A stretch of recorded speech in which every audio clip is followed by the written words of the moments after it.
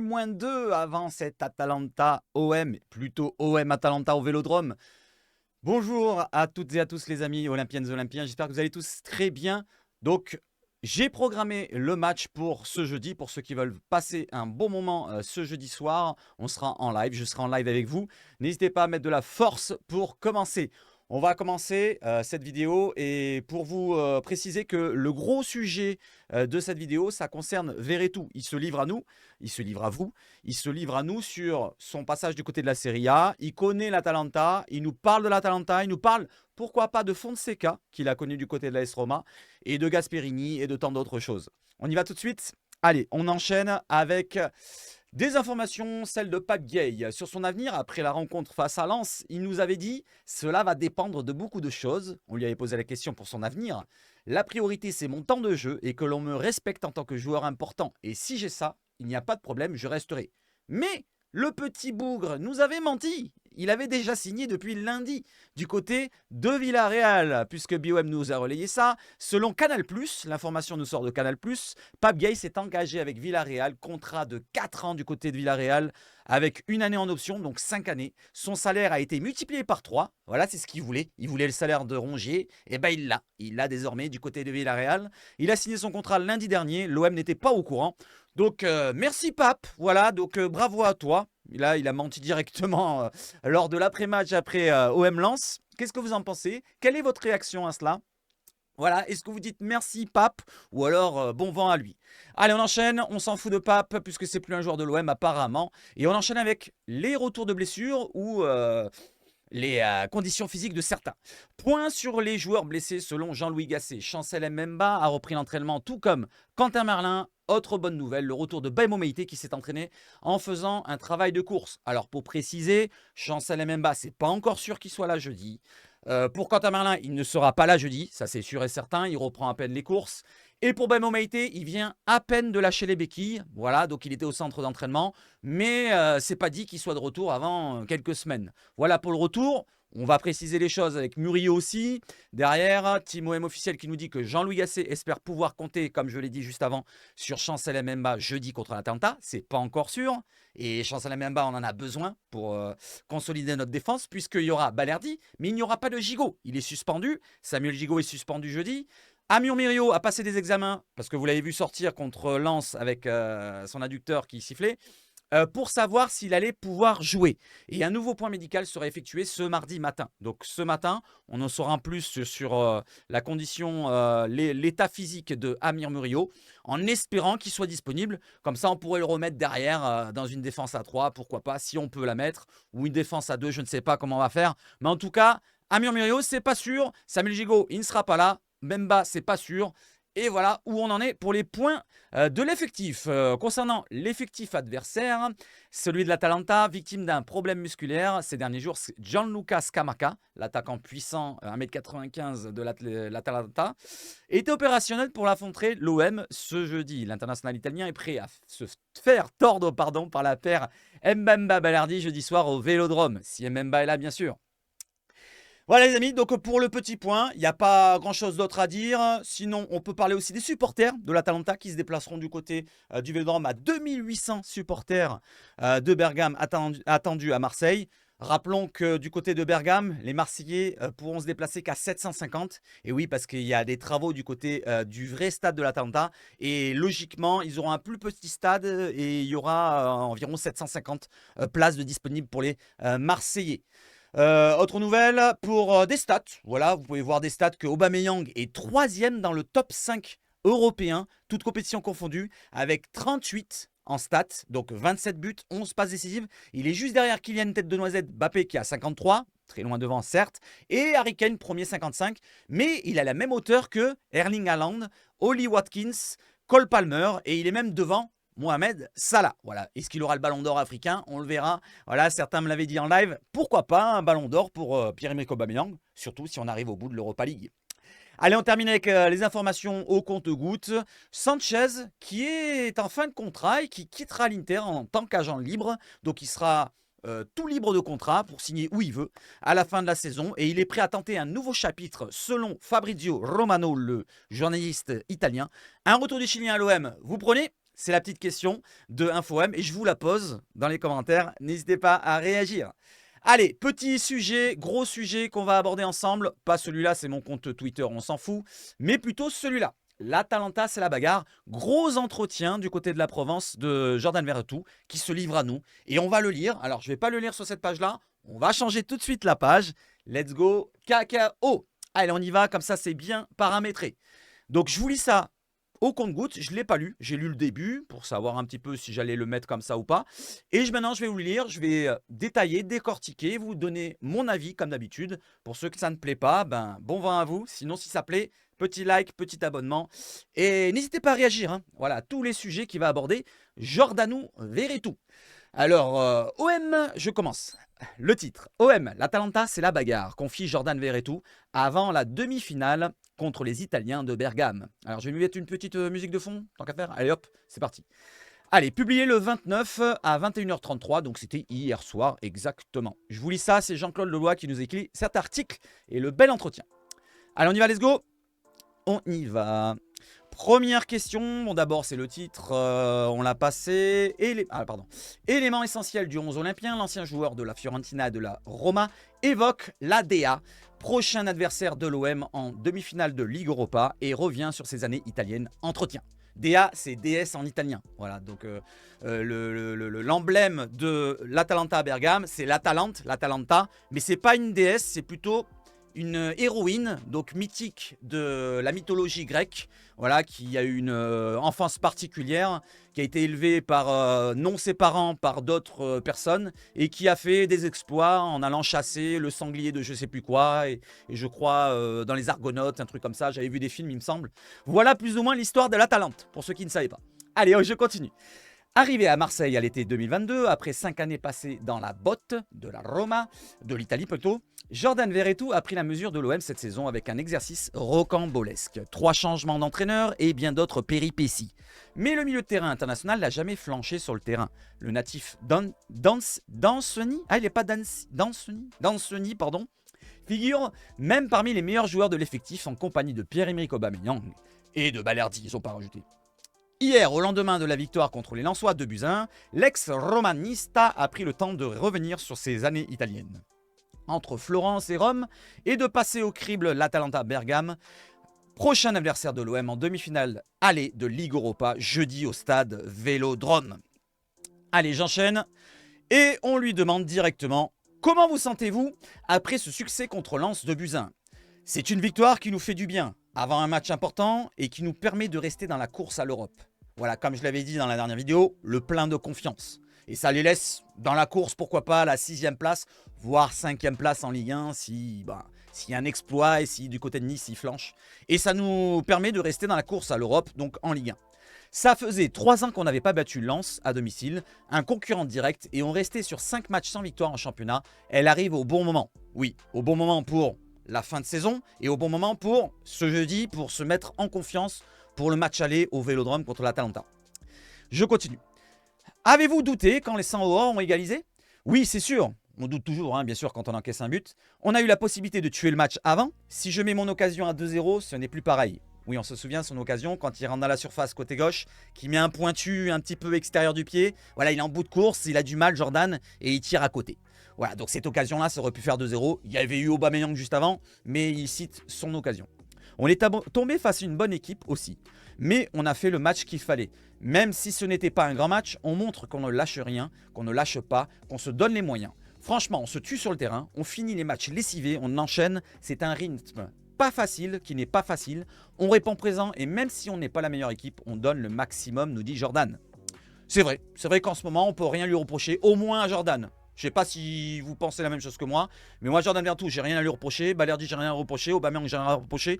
Après, il y a d'autres, peut-être qu'on peut reprocher. Mais franchement, dans l'ensemble, ils jouent avec leur qualité. Les autres sont peut-être en dessous, techniquement, tout simplement. Voilà, donc et là, voilà, donc on voit le niveau par rapport à d'autres adversaires. Hein. On verra face à l'Atalanta en espérant qu'on monte le level. On vous voit partout sur le terrain. Combien avalez-vous de kilomètres par match cette saison? Lui demande le journaliste. On court, je retourne à peu près à 11 km par match, c'est plutôt une bonne moyenne. Quand on dépasse les 10 km, c'est plutôt pas mal déjà. Contre Lens, j'ai un peu moins couru, mais c'est dû au rythme du match aussi. On a moins couru dans l'ensemble, mais on a couru à des intensités plus élevées. Oui, contre Lens, on a marqué rapidement à la première minute et on s'est un petit peu arc-bouté devant notre défense. On a subi, voilà, comme je l'avais dit pendant le live et pendant mon débrief, on a pas mal subi contre Lens qui ont eu la possession de balle, 58-59% si je ne me trompe pas. Et on a joué par pic, par contre pratiquement toute la rencontre, avec des longs ballons souvent sur Aubameyang qui prenait la vitesse, la profondeur. Voilà, donc on a joué sur contre, donc des accélérations, des courses avec intensité plus élevée, comme il dit Verretou. Et comme on était en place devant notre défense, donc on courait moins. Voilà, on déplaçait le bloc petit à petit. Voilà, on n'était pas espacé pour faire de grandes courses. Voilà ce qu'il veut dire Jordan Verretou. Contre Benfica, vous avez même fini en lambeaux. Percle de crampe avec Samuel Gigot et les docteurs qui vous aident à quitter le terrain. On s'en souvient, il était allongé, il y avait le gardien de Benfica qui lui tirait les jambes. Donc Verretou qui avait tout donné ce jeudi dernier. Et j'espère qu'il a bien récupéré parce qu'il a encore enchaîné les matchs d'après. J'espère qu'il sera en forme jeudi. C'est la première fois que ça m'arrive, nous dit Jordan. J'avais des crampes partout, au quadriceps, aux ischios, aux mollets. Donc au quadriceps, c'est la cuisse, c'est énorme. Quand tu as le gros muscle qui se tend, je peux vous dire que c'est comme si vous recevez des béquilles. Voilà, des béquilles à longueur de temps. Bam, bam, bam, on vous met des coups. Voilà, on vous met des coups. Le mollet, il a dit, non? C'est ça? Mince, j'ai perdu la... Au mollet, vous l'avez déjà eu peut-être. Le mollet qui remonte, vous devez tendre la cheville, ça fait très très mal. Et aux ischios, alors aux ischios, c'est derrière, ouais, j'ai eu, mais plus rarement. Moi, j'ai déjà eu au mollet et à la cuisse, ça douille.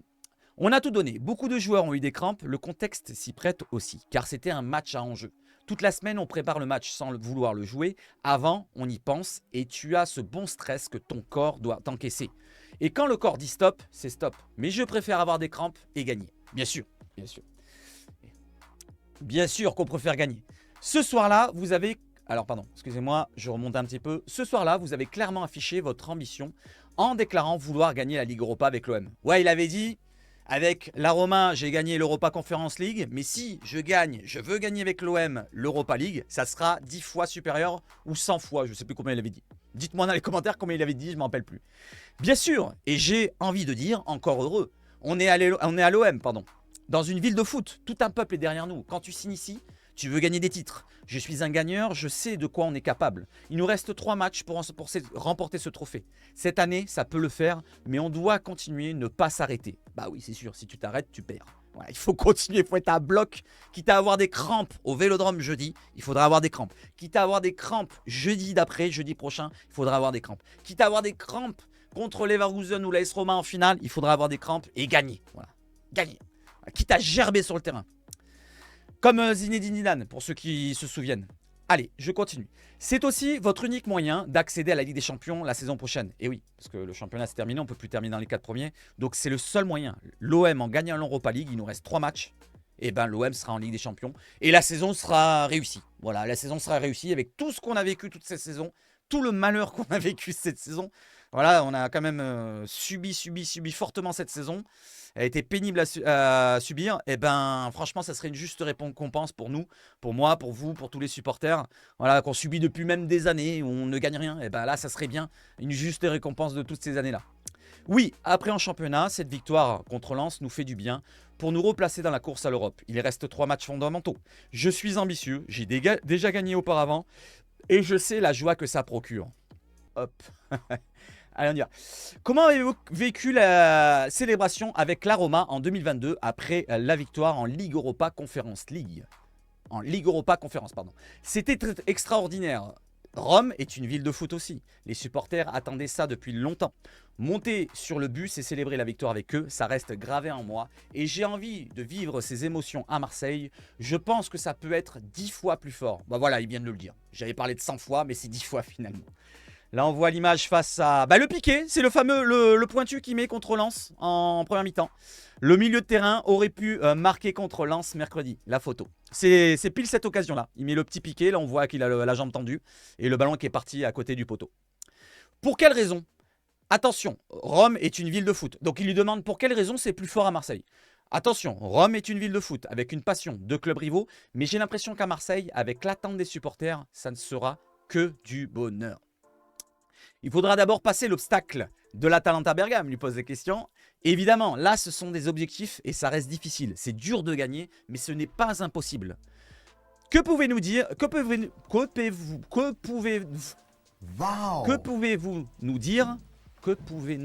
Ah, ils ont oublié un mot. Que pouvez-vous nous dire sur cette équipe que vous connaissez bien? Que pouvez-vous nous dire? Je suis encore le championnat italien. C'est une équipe qui répond toujours présent. Sur les dernières années, avec de bons résultats, ils ont été en quart de finale de Ligue des Champions en 2019-2020. C'était contre Paris, si je ne me trompe pas, avec le Covid. Et ils sont toujours là. Ils sont toujours bien en fin de saison, car ils sont au-dessus de tout le monde physiquement. Le coach a un système caractéristique. Il ne prend que des joueurs qui peuvent se fondre dans ses principes. Tout le monde fait les efforts avec un marquage individuel sur tout le terrain. Des courses, c'est la bagarre et ils aiment ça. À nous de pouvoir répondre. C'est un petit peu la même philosophie de jeu qu'on avait l'année dernière avec Tudor. Voilà, Gasperini, le coach dont il parle, qui est depuis 2016-2017, si je ne me trompe pas d'année, du côté de l'Atalanta, eh ben, il a instauré une philosophie de jeu du côté de l'Atalanta depuis ces années-là, avec, comme il le dit, un marquage individuel et des efforts à tout va. Voilà, il essaye de bouffer l'adversaire, de l'étouffer. Comme avec Tudor l'année dernière, quand on avait étouffé les puputes, vous vous en souvenez en Coupe de France, eh ben, on va avoir un petit peu cet adversaire-là face à nous, en espérant qu'on réussisse à les contrecarrer. De quel joueur allez-vous devoir vous méfier? Je pense que la force de l'Atalanta, c'est son collectif, nous répond Jordan. Les joueurs rentrent tous dans le système du coach. Il n'y a pas de star. La star, c'est l'équipe. Il n'y a pas un mec meilleur qu'un autre. Ils sont tous bons, tous focalisés sur le même objectif. Après, on peut parler de Scamacca qui est en très grande forme. Même s'il a eu une petite... on ne sait pas s'il était un petit peu incertain pour le match. Donc, je vous en ai parlé tout à l'heure. Mais logiquement, il sera titulaire. Voilà, donc c'est un joueur à surveiller. Très grand attaquant de taille, 1m95. Puissant, rapide, technique intéressante et efficace. Qui marque des buts depuis quelques matchs. Attention à lui. Vous qui avez connu 3 entraîneurs en une saison, ça vous fait quoi de voir Gianpiero Gasperini vivre sa 8e saison à l'Atalanta? Ah bah tiens, comme je l'ai dit, 8e, donc ça correspond à 2016 environ, je crois. Cela semble impossible à Marseille. Tout n'est pas impossible, mais la continuité fait partie du projet du club. Il s'améliore chaque année. Nous, on a travaillé. Si les coachs sont partis, c'est en grande partie à cause de nous. Il faut le dire, se remettre en question. On n'a pas fait ce qu'il fallait quand il fallait, sur le terrain, j'allais dire. Le plus facile, c'est de faire partir le coach, car changer tous les joueurs est beaucoup plus compliqué. Comme je vous l'avais dit, bien sûr, tu ne vas pas faire partir tout l'effectif. Même s'il y en a 15 qui ne convient pas, eh ben c'est le plus facile, c'est le coach. C'est le premier bouton à actionner. On a su un peu inverser la tendance, même si tout n'est pas parfait. En championnat, on est revenu dans la course à l'Europe. Notre objectif premier était la qualification en Ligue des Champions, mais on va se battre pour aller en Ligue Europa. Voilà, au moins par la Ligue 1, hein, c'est ce qu'il veut dire. Après, c'est la Ligue des Champions si on gagne la Ligue Europa. Est-ce un avantage pour vous d'avoir joué dans le même système que Gasperini sous les ordres d'Igor Tudor la saison dernière? Voilà, je vous en ai parlé juste avant. Oui, on sait à quoi s'attendre. Les joueurs qui étaient là l'an dernier savent les efforts qu'il faut fournir. Après, c'est à nous de parler avec ceux qui sont arrivés l'été dernier et ne connaissent pas trop cette équipe ni ce système. En ayant eu la chance de jouer une saison comme ça, on sait que ce sera des duels permanents, qu'il faudra répondre physiquement et ensuite on aura les cartes en main. L'an dernier, je me suis régalé à jouer comme ça. On a pris du plaisir. On en a donné. On a marqué des buts, on a vu de beaux matchs. C'est un style que j'aime bien. Pas besoin de réfléchir, il faut courir. Voilà. Tout dans l'effort et le réconfort quand ça réussit, bien sûr. En 5 saisons en Italie, vous avez côtoyé des coachs de renom comme Stefano Pioli, Paulo Fonseca et José Mourinho. Qu'avez-vous appris à leur contact? J'ai toujours eu des entraîneurs qui m'ont fait progresser. C'est pour cela que je fais cette carrière aussi. Avec Pioli, à la Fiorentina, j'ai appris la rigueur italienne avec beaucoup de vidéos, de tactiques et de schémas. C'est un coach qui m'a appris beaucoup et avec lequel j'ai énormément progressé. Je le remercie, je suis content de voir ce qu'il a fait avec l'AC Milan. Et oui, il a été champion avec l'AC Milan. Félicitations à lui et à son staff. Avec Fonseca, c'était top, on s'est régalé. Il aime le jeu, que ses milieux de terrain touchent le ballon, que ça bouge. Donc Fonseca, le coach de Lille, voilà, s'il vient, voilà ce qu'on peut s'attendre. J'ai beaucoup appris avec lui, je l'admire. Ce n'est pas pour rien si Lille produit du beau jeu, c'est la patte du coach. C'est bien pour notre championnat. Ça vous fait quoi d'entendre son nom évoqué à Marseille? Justement pour la saison prochaine en parlant de Fonseca. Rire, je suis joueur, je l'apprécie beaucoup, mais je ne sais pas de quoi sera fait l'avenir. Je l'aime bien, on s'entend bien, et je suis content qu'il réussisse en France. Et Mourinho donc? Ah, le Special One. Ce coach te rentre dans la tête, il a les mots justes pour te mettre en confiance, te dire de ne pas t'enflammer. Il a ce truc différent des autres, c'est un leader, un mec charismatique, une très bonne personne. J'ai passé un an avec lui, on a rigolé. Il nous parlait de son passé et c'est fort de parler avec lui. Il a cette envie de gagner. À un moment, dans la saison, ça n'allait pas trop, il nous a réunis dans le vestiaire, il nous a mis plus bas que terre, il nous rabaissait. On le voyait énervé, on pensait morfler pendant la semaine, mais le lendemain, il a passé 20 minutes dans le vestiaire avec nous à plaisanter. On ne comprenait pas. Mais il nous a fait cogiter le soir même. Et le lendemain, il est passé à autre chose. Au final, on a gagné le match suivant et c'était le premier à venir nous embrasser. J'ai plein d'autres anecdotes, mais je ne peux pas tout dire. En tout cas, c'est une personne en or et on s'écrit de temps en temps. Donc voilà, il correspond de temps en temps avec José Mourinho. Pourquoi pas l'année prochaine aussi? Mourinho, le spécial one à l'OM. Si Verretou reste, parce que n'oublions pas que Verretou, 2025 son contrat.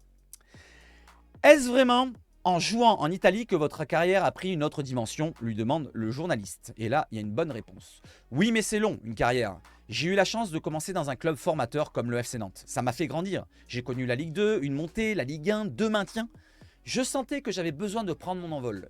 J'étais dans mon cocon, un petit peu comme Quentin Merlin quand il est venu à l'OM. C'était compliqué à Aston Villa, mais j'ai grandi beaucoup plus vite. Tu joues dans un championnat différent, tu découvres une culture différente, et je venais d'être papa. C'est très important quand tu deviens papa. Pour ceux qui ne sont pas, voilà, je vous conseille de devenir papa si vous pouvez. Si vous avez de quoi faire dans les coucougnettes, eh ben, ça vous rend différent. En un an, c'est comme si j'avais pris 5 ans de maturité. Je me suis inspiré des erreurs que j'ai commises là-bas pour ne pas les reproduire en Italie. Je suis d'abord revenu à Saint-Etienne avec un coach qui faisait confiance, Christophe Galtier. Bah tiens, ça parle des coachs, pourquoi pas l'OM, Fonseca, Galtier. Bon, Mourinho, on n'en parle pas, mais vous voyez ce que je veux dire. Et qui m'a redonné la joie de jouer. Je voulais repartir à l'étranger, mais l'Espagne avait ma préférence. Quand la Fiorentina est venue, j'ai regardé, j'ai eu un peu peur au début, mais quand je suis arrivé là-bas, j'ai découvert un championnat fantastique, en parlant de la Serie A, avec des grands clubs, une culture footballistique et un cadre de vie exceptionnel. J'ai vécu à Florence et à Rome, il y a pire dans la vie. C'est sûr, c'est les deux belles villes. Moi, j'ai visité Rome, je peux vous dire que c'était une belle ville que j'ai découvert pendant une semaine, 5 jours à peu près, ouais, c'était 5 jours. Et franchement, ben... T'as pas le temps en 5 jours de tout découvrir, c'est tellement beaucoup de choses à découvrir, beaucoup de lieux magnifiques à Rome. Il y a pire dans la vie. Mes 5 années en Italie étaient vraiment incroyables. Mais le déclic, c'est la FIO. Personne ne me connaissait et je me suis fait un nom petit à petit. Donc c'est la FIO pour lui qui l'a fait monter d'un cran. Jordan Verretou a pour objectif d'aller disputer la finale de l'Europa League à Dublin sur la photo. Comment expliquez-vous que vous marquez un peu plus de buts en Serie A? Que vous marquiez un peu plus de buts en Serie A. Les coachs m'ont mis à ma place. Je suis un box-to-box. J'aime défendre, mais j'aime aussi me projeter vers l'avant. Ils me disaient d'aller dans la surface et bizarrement, quand tu es dans cette zone, les ballons arrivent et tu as des opportunités. J'ai beaucoup travaillé à l'entraînement devant le but pour faire des bons contrôles. La saison dernière, le coach me demandait plutôt de ressortir le ballon. Donc je revenais plus bas sur le terrain pour lancer le jeu. Donc avec Tudor, il devait repartir de plus bas pour lancer le jeu, comme il le dit. À ce poste, c'est donc plus difficile de marquer. Aujourd'hui, le coach me fait jouer un peu plus haut et j'ai les occasions. J'ai marqué, mais j'ai envie de marquer encore plus et j'espère que ce sera dès jeudi. Il a marqué combien? 5, 6 buts, je ne sais plus. Dites-moi dans les commentaires, je ne me rappelle plus si c'est 5 ou 6 buts pour Jordan.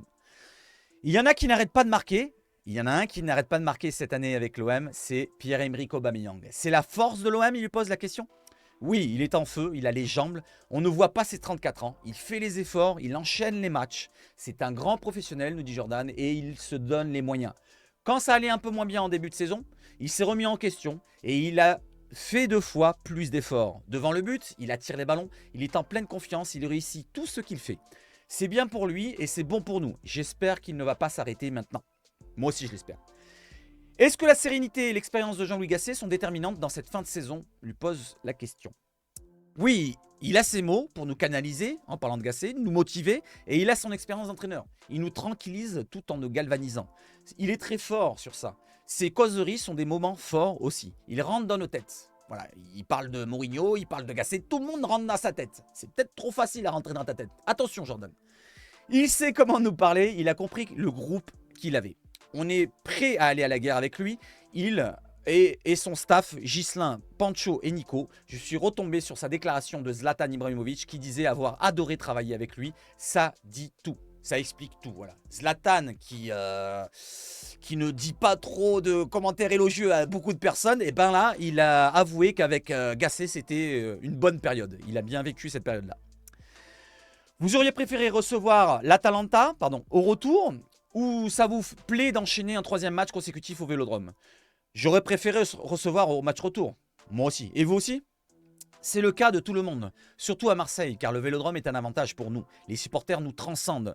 C'est dommage de recevoir à l'aller, mais on devra tout donner pour prendre l'avantage. On attend un public de folie. Ce que j'ai connu contre Benfica, c'était extraordinaire. C'était un match stressant pour tout le monde, mais quand Faris a mis ce but, le stade s'est délivré.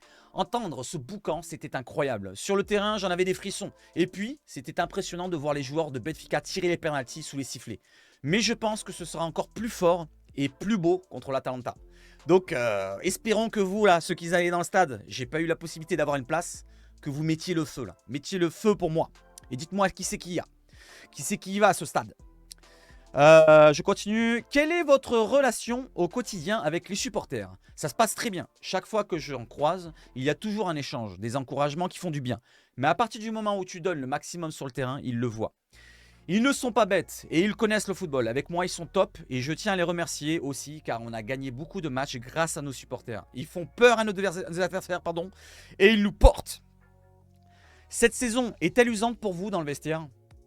Le rythme des matchs, c'est costaud. On joue tous les 3 jours. Le coach nous met dans les meilleures dispositions pour récupérer au mieux. Donc on fait beaucoup de mises au vert. Tu rentres un jour à la maison et tu repars pour 2-3 jours. Ça use, mais on est là pour ça. Si tu ne veux pas de cette cadence, tu ne viens pas à l'OM. Et tu ne joues pas au football, moi j'ai envie de dire. Parce qu'au bout d'un moment, voilà, ils sont payés pour ça. C'est leur métier, je suis désolé. Tous ceux que j'entends qui se plaignent, ah c'est fatigant. Oui, c'est fatigant, mais c'est ton métier. Voilà. Tout le monde travaille, moi j'ai pas envie d'aller au travail. Demain je travaille, ce soir je travaille. J'ai pas envie d'y aller. Et j'y vais. Voilà. Et il y a aussi tout l'extra sportif. Oui, c'est sûr. Mais il y a certaines choses qu'on ne regarde pas. On reste focalisé sur le foot car si tu te penches sur tous les problèmes autour, tu n'y arrives plus. Le foot, c'est notre passion avant d'être notre métier. On est là pour donner du plaisir aux gens. Oui, on attend du plaisir. Donne-nous du plaisir, Jordan. Une finale de Ligue Europa et une 5e place en Ligue 1, ça serait un beau retournement de situation. Moi, je vais vous dire non, pas une finale. Une victoire. Quelle finale? J'en m'en bats les couilles, moi, à la finale. Je veux qu'on aille en finale pour la gagner. Certes, on va en finale, on la perd, je serai pas heureux. Voilà, moi je vous le dis tout de suite. Voilà, on aurait vécu de bons matchs, mais je m'en fous. Je m'en fous, je veux gagner. Tout simplement. Exactement. C'est ce que les supporters attendent et c'est ce qu'on veut. Non, on veut pas de finale, on veut gagner. On ne lâchera pas. On l'a démontré contre le Shakhtar ou Villarreal, même si on a mal abordé le match retour en se mettant le feu tout seul. Sortir Benfica, ce n'est pas rien. Maintenant, c'est l'Atalanta et on ira jusqu'au bout. Il ne nous a pas échappé qu'ils ont éliminé Liverpool au tour précédent. J'en parlais avant le match avec Oba. On disait attention, tout le monde voit Liverpool. Moi, je vous l'avais dit aussi. N'oubliez pas. Voilà, si vous voulez être sûr, regardez le tirage au sort. Je vous avais dit attention, l'Atalanta. Mais l'Atalanta est une très bonne équipe. Ils sont habitués aux joutes européennes depuis des années. Voilà, depuis que Gasperini là, il a apporté du sérieux, il a mis en place son jeu, sa philosophie de jeu. Et le groupe s'est construit petit à petit, il a gardé des cadres, une base, ce qu'on n'a pas fait nous avec l'OM, n'est-ce pas Palo? Et avec cette base, il a construit une équipe de plus en plus solide. Ouais, il arrive en quart de finale de Ligue des Champions. Cette année, c'est demi-finale d'Europa League, c'est son meilleur parcours en Coupe d'Europe, si je ne me trompe pas, du club, de l'histoire. Donc c'est du sérieux maintenant l'Atalanta. Voilà, c'est comme à l'époque, quand on affronte le FC Valence en finale d'Europa League, d'Europa League avec Drogba, le FC Valence de l'époque, c'était une grosse équipe. L'Atlético Madrid qu'on a affronté en 2018, c'était une très grosse équipe. Le Parme de l'époque 99, c'était une énorme équipe. Vous voyez toutes les équipes qu'on affronte finalement. Maintenant, c'est l'Atalanta en demi, et c'est des grosses équipes. Et si on affronte Leverkusen, ça sera une grosse équipe. Ou même l'AS Roma. Hein. Attention, l'AS Roma, ils ont gagné l'Europa Conference League il y a 2 ans aussi. Il a dit Verretou, n'oubliez pas. Et il a gagné avec eux. Ça sera peut-être voilà, une peut-être belle histoire. Ou alors les Leverkusen, pour ceux qui ont envie de voir les Leverkusen perdre. Voilà, la fameuse série qu'ils font des je sais pas combien de matchs qu'ils n'ont pas perdu. La première rencontre, c'était contre l'OM, qui n'avait pas perdu. Donc pourquoi pas le signe, ils rencontrent l'OM, ils perdent. Ils finissent cette série contre l'OM, ils la perdent. Voilà. Allez, je finis avec les 2 questions. Donc, il ne nous a pas échappé qu'ils ont éliminé Liverpool. Oui, attention, tout le monde voit Liverpool, mais Atlanta est une très bonne équipe. Et ils en ont mis 3 à Anfield. Chapeau pour eux. Mais j'espère que ce sera nous qui leur mettrons 3 jeudi. Et oui, voilà. Et si on en met 3, qu'on encaisse 1, moi je vais vous dire, c'est un bon résultat. 2 buts d'écart, ça commencera à être bon, pas mal du tout pour voir la finale. Un but d'écart, c'est déjà un avantage, je le prendrai maintenant. Mais voilà, donc on sera sceptique pour le match retour. Donc vaut mieux 2 buts. Après, bon, une victoire, c'est une victoire. Et bien sûr, 3 buts, ça serait pas mal, comme c'est très très bien. Voilà, 4 buts, ça serait encore mieux, comme Villarreal. Avez-vous avez-vous un message pour les supporters? Croyez en nous. On a la capacité de pouvoir vivre quelque chose de très fort. On attend de notre public qu'il nous pousse. On en a le maximum. On veut tous aller à Dublin. Et d'ailleurs, c'est le dernier match de l'année en Coupe d'Europe. Et peut-être que l'année prochaine, on n'ira pas en Coupe d'Europe, les amis. Donc il faudra pousser dans le stade. Moi, je ne serai pas là. Je serai là en regardant le match avec vous dans le live. Donc on poussera ensemble, tous les Marseillais qui sont du monde entier, pour qu'on gagne cette rencontre facilement et qu'on se donne une possibilité d'aller en finale et de la gagner. Voilà, de la gagner. Parce que c'est... Attention, l'année prochaine, il se pourrait, imaginons on se fait éliminer, ça peut arriver, et qu'on a 7e ou 8e en championnat plus tôt, parce qu'on peut terminer 8e, même voire 9e, on ne sera pas en Europa League, en Europa Conference League, en Champions League, on sera en rien du tout. Et l'année prochaine, ça sera compliqué, quoi. Ça sera compliqué d'attirer les bons joueurs si tu n'as pas de Coupe d'Europe. Et un bon coach aussi. À moins qu'il y ait la vente du club, que j'entends qui commence à émerger. Mais je ne vais pas en parler aujourd'hui, je voulais aborder ce sujet-là avec vous. Donc le bel entretien de Jordan Verretou, qui est terminé. Voilà, n'hésitez pas à me dire ce que vous en pensez, les amis. Moi, j'ai apprécié de lire ce petit entretien pour vous. Voilà, donnez-moi votre avis sur tous les sujets qu'il a abordés, les réponses qu'il a données. Et je vais vous souhaiter de passer une excellente journée. On se retrouve pas demain, peut-être, je ne sais pas encore si on se retrouve demain, parce que je travaille quand même cette nuit. Je vous souhaite de passer quand même une belle journée. N'hésitez pas à donner de la force à la chaîne. On verra pour cet été. Comme je vous l'ai dit, la vidéo, il y a 2-3 jours que j'ai faite. On verra. C'est à 90-95% pratiquement sûr que j'arrête. Voilà, donc à la fin de l'été ou pendant l'été, je ne sais pas.